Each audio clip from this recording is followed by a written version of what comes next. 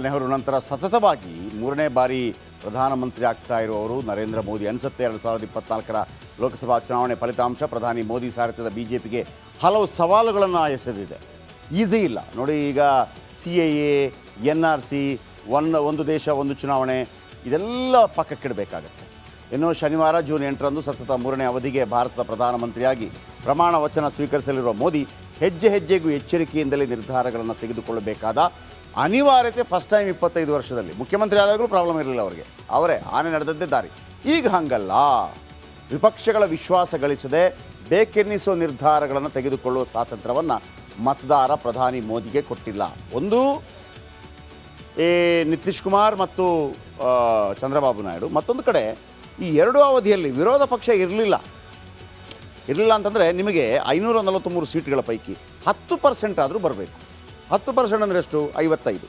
55 ಕಾಂಗ್ರೆಸ್ ಇರಲಿಲ್ಲ. ಈಗೆಷ್ಟಾಗಿದೆ? 99.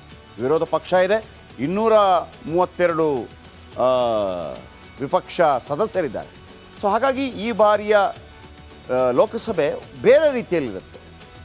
ಕಳೆದ 2 ಬಾರಿ ಇವರನ್ನು ಕೇಳೋರು ಯಾರು ಇರಲಿಲ್ಲ. ಆದರೆ ಹಾಗಂತ ಕೆಲವು ದಿಟ್ಟ ನಿರ್ಧಾರಗಳನ್ನು ಕೈಗೊಂಡಿದ್ದಾರೆ. ಪಾರ್ಟಿಯಲ್ಲೂ ಕೂಡ ಯಾರನ್ನು ಕೇಳಿ ಮಾಡಬೇಕಾ ಏನು ಅಂತ ನರೇಂದ್ರ ಮೋದಿ ಅವರಿಗೆ ಹೆಂಗೆ ಸಾಧ್ಯ ಆಗುತ್ತೆ ಅನ್ನುವಂಥ ಏನೆಲ್ಲ ಸಮಸ್ಯೆಗಳು ಎದುರಾಗ್ಬೋದು. 292 NDA ಬಂದಿದ್ದರೂ ಕೂಡ BJP ಕಾರ್ಯಕರ್ತರಿಗೆ, BJP ಅಭಿಮಾನಿಗಳಿಗೆ ಒಂದು ರೀತಿಯಲ್ಲಿ ಬೇಸರ. ಯಾಕೆ ಅಂತಂದರೆ ಪೂರ್ಣ ಪ್ರಮಾಣದಲ್ಲಿ ಬರಲಿಲ್ಲ. 400 ಪಾರ್ ಬೇಡ, 300 ಪಾರ್ ಬೇಡ, 303 ಬೇಡ, 282 ಬೇಡ, 271 ಬಂದಿದ್ದರು, 272 ಬಂದಿದ್ದರೂ ಸಾಕಿತ್ತು. ಮಿನಿಮಮ್ ಬಂದಿದ್ದರೂ ಸಾಕಿತ್ತು. ಮೋದಿ ಆಟ ಅಂದರೆ ಮೋದಿಯವರ ಮೂರನೇ ಆಡಳಿತವನ್ನು ನೋಡ್ಬೋದಾಗಿತ್ತು ಅಂತೇಳಿ BJP ಅವರಿಗೆ ಬಹಳ ನಿರಾಸೆ ಆಗಿರೋದು ಆ ಕಾರಣಕ್ಕಾಗಿ. ಈ ಸುದ್ದಿಯನ್ನು ನಡಿ ಈಗ ಶುರು ಮಾಡೋಣ.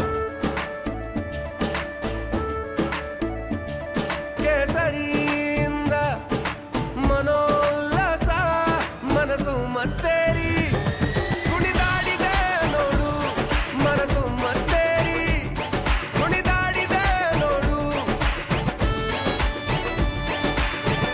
ಕ್ಷಣ ಕ್ಷಣವೂ ಆಚರಿಸಿ. ನೀವು ಲುಮಿನೋ ಸ್ಟುಡಿಯೋದಿಂದ ನೋಡ್ತಾ ಇದ್ದೀರಿ.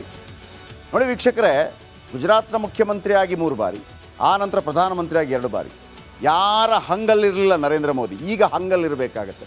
ಅದನ್ನು ಮೋದಿ ಅಭಿಮಾನಿಗಳಿಗೆ, BJP ಕಾರ್ಯಕರ್ತರಿಗೆ ಸ್ವಲ್ಪ ಮನಸ್ಸಿಗೆ ಹಚ್ಕೊಂಡ್ಬಿಡ್ತಾರೆ. ಯಾಕೆಂತಂದರೆ ಮೋದಿಯವರನ್ನ ಕಟ್ಟಿ ಹಾಕಿದಂಗೆ ಆಗುತ್ತೆ. ಅವರೆಲ್ಲ ಹೇಳ್ತಾ ಇದ್ರೆ ನಾವು ಬೆಳೆಸಿರೋದು ಸಿಂಹಪ್ಪ, ನಾವು ಬೆಳೆಸಿರೋದು ಆನೆ ಹೇಳ್ತಾ ಇದ್ರಲ್ವ, ಅದೊಂದು ಬೇಸರ ಆಗುತ್ತೆ. ಹಾಗಿದ್ರೆ ಮೋದಿ ಓಟಕ್ಕೆ ಸ್ಪೀಡ್ ಬ್ರೇಕರ್ ಆಗತ್ತೆ. ಮೋದಿ ಹ್ಯಾಟ್ರಿಕ್ ಸರ್ಕಾರದ ಹಾದಿಗೆ ಸಾಲು ಸವಾಲುಗಳಿದೆ. ಈಸಿ ಇಲ್ಲ. ಸ್ಪೀಡ್ ಬ್ರೇಕರ್ಗಳುಂಟು, ಸಾಕಷ್ಟು ಬ್ಯಾರಿಕೇಡ್ಗಳು ಉಂಟು. ಈ ನೋಟ್ಬಂದಿ ಮಾಡಿದ್ರಲ್ಲ ರಾತ್ರೋರಾತ್ರಿ, ಹಂಗಾಗಲ್ಲ. GST ಆಗಲ್ಲ. ಆಮೇಲೆ ಯಾವುದಾದ್ರೂ ಒಂದು ನಿರ್ಧಾರ ಕೈಗೊಳ್ಳುವಂಥದ್ದು ಆಗಲ್ಲ. ಎಲ್ಲವನ್ನು ಕೇಳಿಯೇ ಮಾಡಬೇಕಾಗತ್ತೆ. TDP ಎಂಬ ಸ್ಪೀಡ್ ಬ್ರೇಕರ್, JDU ಎಂಬ ಬ್ಯಾರಿಕೇಡ್ ಇದೆ. ಅವ್ರು ಕೇಳ್ತಾರೆ ಯಾರನ್ನು ಕೇಳಿ ಮಾಡಿದ್ರಿ, ವಾಪಸ್ ಹೋಗಿ, ಹಿಂಗೆಲ್ಲ ಇದೆ. ಕಳೆದ 2 ದಶಕಗಳಲ್ಲಿ ನಾಯ್ಡು ಮತ್ತು ನಿತೀಶ್ ಕುಮಾರ್ ಅವರು ಇಟ್ಟಂಥ ಹೆಜ್ಜೆ, ಅವರು ಬೇರೆ ಬೇರೆ ಸಂದರ್ಭದಲ್ಲಿ ತೆಗೆದುಕೊಂಡ ನಿರ್ಧಾರ, ತೀರ್ಮಾನ, U-turn ಇದೆಲ್ಲ ನೋಡಬೇಕು. ಇಬ್ಬರ ನಿರ್ಧಾರ, ಹೊಡೆದ U-turnಗೆ ಲೆಕ್ಕ ಇಲ್ಲ, ದಂಗು ಬಡಿಸತ್ತೆ. ಮುಂದಿನ 5 ವರ್ಷದಲ್ಲಿ ಮೋದಿ ಸರ್ಕಾರಕ್ಕೆ ಇವರೇ ಮದ್ದಾನೆಗಳು. ವಿರೋಧ ಪಕ್ಷ ಅಲ್ಲ, ಇವರೇ.